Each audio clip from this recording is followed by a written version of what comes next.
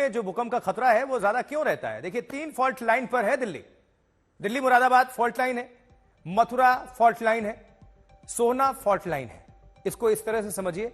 अब सीधे इसको और विस्तार देते हैं और हम रुक कर लेंगे ए.के. शुक्ला जी का, पूर्व हेड जो है एनसीएस के।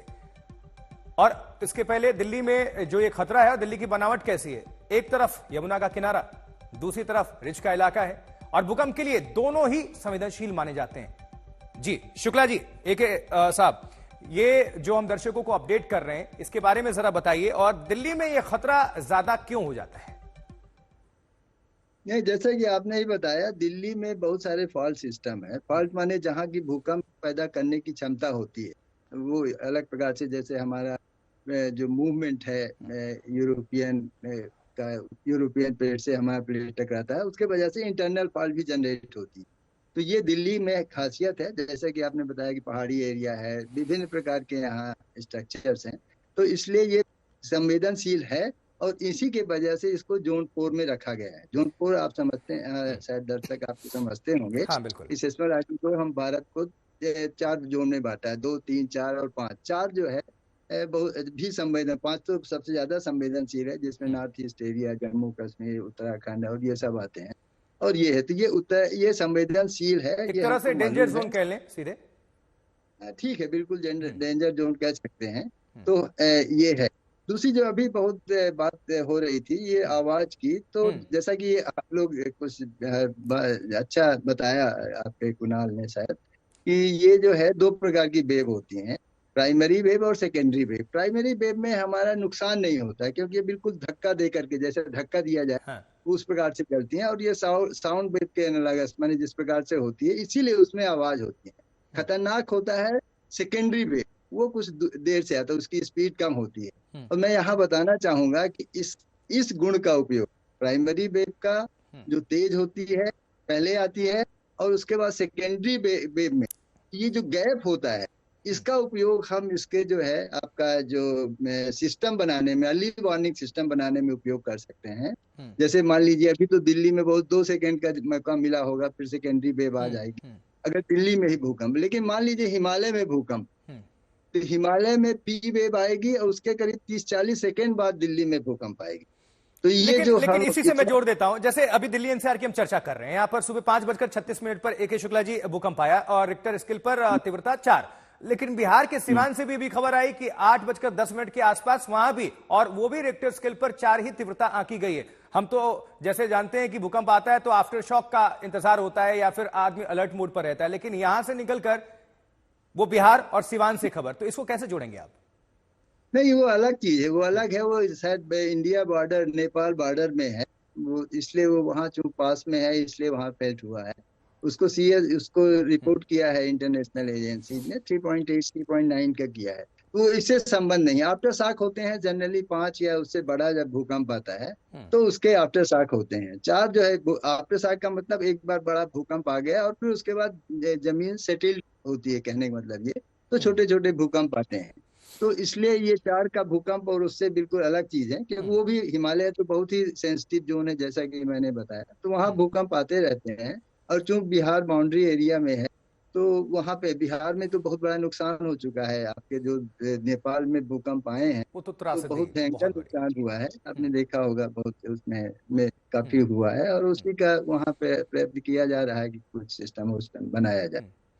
तो इसलिए जो है, तो ये जो अर्ली वार्निंग है जो मैं बता रहा था, ये महत्वपूर्ण है। अभी प्राइम मिनिस्टर साहब ने कुछ दिनों पहले मौसम विभाग का एक फंक्शन था, उन्होंने सबको कहा है कि इसके बारे में बात करें। तो आप जानते हैं कि अर्थक्वेक तो प्रिडिक्ट नहीं किया जा सकता, पहले भी नहीं बताया जा सकता। तो इसलिए यही एक है कि आपको कुछ सेकंड की वार्निंग मिल जाएगी, और कुछ सेकंड की वार्निंग आपको मिल गई तो आप बाहर चले जा सकते हैं। आपके ऑटोमेटिक स्टेशन है वो बंद किए जा सकते हैं। कुछ इस प्रकार से बाहर कई देशों में अपनी तैयारी रखें, जनता तो तैयार रहे, लेकिन एजेंसियां भी पूरी तरह से अलर्ट मोड पर रहें, क्योंकि प्रकृति की जो आपदा है वो बताकर नहीं आती। जी ए.के. शुक्ला जी जुड़े रहिएगा, दोबारा आपका रुख कर रहे हैं। जरा एक बार हम वहां पर लिए चलते हैं दर्शकों को, जो एपी सेंटर है धौला कुआं के आसपास। आशुतोष मिश्रा की मौजूदगी है। जी आशुतोष, अच्छी बात यह है, गनीमत की बात यह है कि कोई नुकसान की खबर आप भी नहीं दे रहे हैं, क्योंकि एपी सेंटर है और ये बहुत रात की बात है। लेकिन बहुत सारे लोग जिनकी नींद बाद में खुली हुई होगी, तो उनको तो अंदाजा भी नहीं होगा कि इतने तेज झटके महसूस कर लिए गए हैं आसपास में। उनको तो सही बात है। हालांकि जिस तरह चूंकि एपी सेंटर पूरी राजधानी एनसीआर इसकी चपेट में था, बहुत कम लोग थे जिनको न पता लगा, और लगभग जितने लोग थे हर किसी को। मेरी खुद की नींद, चूंकि मैं 6 बजे उठता और सोचिए कि उसके ठीक आधे घंटे पहले भूकंप आया हो, तो बेहद डरावना अनुभव था। और सबसे पहला रिएक्शन होता है कि आप अपने परिवार को देखें, सब लोग ठीक है कि नहीं है, उसके बाद आप बाहर देखते हैं सोसाइटी में किस तरह का इम्पैक्ट है। हालांकि अब जिस इलाकों में आया है भूकंप, उस आपदा, ये जो केंद्र है, एपी सेंटर है, उसके पास सबसे बड़ा रिहायशी इलाका यही है, सबसे बड़ी बस्ती यही है। और अभी आप देखेंगे कि ज्यादातर एक ईंट पर जो है 2-2, 3-3 मंजिला मकान बने हुए हैं। तो जैसे अगर इसकी तीव्रता ज्यादा होती तो सबसे ज्यादा इम्पैक्ट इन्हीं इलाकों पर होता। तो लोगों में डर तो था, लोग घरों से बाहर तो निकले थे। आप लोग भी फील कर रहे थे क्या उस समय? सभी लोग बाहर निकल गए सर। बाहर निकले थे? हाँ, उसी टाइम जैसे ही निकले वो उतने में बंद हो गया। समझ में आया कि क्या हो रहा है? हाँ, ऐसे लगा जैसे हैम्बर मशीन चल रही हो, बहुत भारी ड्रिलिंग वाली मशीन बड़ी। हाँ। आप लोग कहाँ थे उस समय? हाँ, यहीं थे। यहीं पर थे। बहुत तेज आवाज है, जैसे ट्रेन की पटरी की आवाज आती है ना, बहुत तेज, इस तरह से तेज आवाज। कंपन था, और उस कंपन का देखिए, अगर ये कंपन जरा भी ज्यादा होती तो सबसे ज्यादा नुकसान यहाँ जो रहने वाले लोग हैं, ये जो थोड़े से कच्चे मकान है, कमजोर हैं, उन पर ज्यादा असर होता। लेकिन देखिए, अच्छी बात रही कि कम से कम सब कुछ सुरक्षित है, कोई नुकसान नहीं हुआ। श्री राम कैंप है ये, तो ज्यादा लोगों को नुकसान नहीं हुआ, लोग सुरक्षित हैं यहाँ पे। बिल्कुल आशुतोष, जुड़े रहिएगा। दोबारा रुक करते हैं। ए.के. शुक्ला जी हमारे साथ एक्सपर्ट जुड़े हुए हैं। शुक्ला जी, लेकिन हमने एक चीज पैटर्न देखा है, दिल्ली एनसीआर भले ही सिस्मिक जोन 4 में हो, एक तरह से डेंजर जोन में, लेकिन भूकंप की तीव्रता जो है बहुत ज्यादा रही नहीं है। मुझे लगता है कि सबसे ज्यादा इसी बार 4 रिक्टर स्केल जो दर्ज किया गया है, तो ये एक राहत की खबर है। कह रहे ये अगर तीव्रता का जहां तक सवाल है, ये तो जैसा कि बताया कि 5 किलोमीटर ऊपर है, इसलिए और ज्यादा महसूस हुआ है लोगों को। हाँ। दूर का अगर भूकंप हो तो अगर डेप्थ ज्यादा हो तो महसूस होता है, वो हाई राइज बिल्डिंग में होता है। तो यहाँ जो दिल्ली का जो स्ट्रक्चर कुछ इस प्रकार से है कि 15 से 20 किलोमीटर तक, माने आप 5 से लेकर के 15-20 तक आ सकते हैं भूकंप। तो ये ऊपर सतह में था, इसलिए वो ज्यादा महसूस किया गया है। और ये जनरल है, ये पता है कि किस प्रकार से यहाँ भूकंप आने की संभावना बनी रहती है। आप तो बहुत इसमें एक्सपर्टीज रखते हैं। जो हमारे दिल्ली एनसीआर के जो अभी जो दर्शक देख रहे हैं, उनके मन में एक ही सवाल चल रहा होगा कि जिस बिल्डिंग में, जिस इमारत में वो रहते हैं करोड़ों रुपए खर्च करके, क्या वो बिल्डिंग सुरक्षित है, भूकंप रोधी वो बना हुआ है, और कितने तक उसकी क्षमता होगी कि वो सह सके रिक्टर स्केल तक? देखिए, ये बहुत अच्छा क्वेश्चन आपने किया है और यही ज्यादा जरूरी है। लेकिन आप ये जानते हैं कि ये जो दिल्ली का स्ट्रक्चर है, इसको कहना जो है बहुत ही मुश्किल, बहुत क्वेश्चन मार्क है। बहुत सारे कोर्ट केसेस भी आपने देखा होगा, माननीय सुप्रीम कोर्ट में भी केस चल रहा है।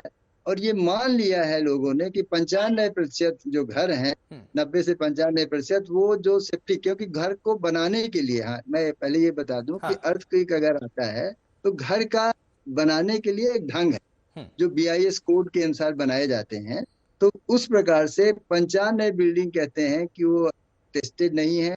और जो आप जानते हैं कि यहाँ कई वर्षों से दिल्ली बस्ती चली आ रही है, चांदनी चौक बसात, फिर उसके ऊपर एक घर बना लिया, फिर एक घर बना लिया। तो कोई नहीं कह सकता है कि ये क्या होगा। हाँ, अगर नई बिल्डिंग जो आजकल बन रही है, तो हो सकता है क्योंकि उसमें थोड़ा जागरूकता अभी कुछ 10-25 साल से, 10-15 साल से हुई है, तो उसमें है। लेकिन जो पुराना स्ट्रक्चर है जहाँ की आप बात कर रहे हैं, हम कह रहे हैं, तो ये बहुत बड़ा $1 मिलियन क्वेश्चन है।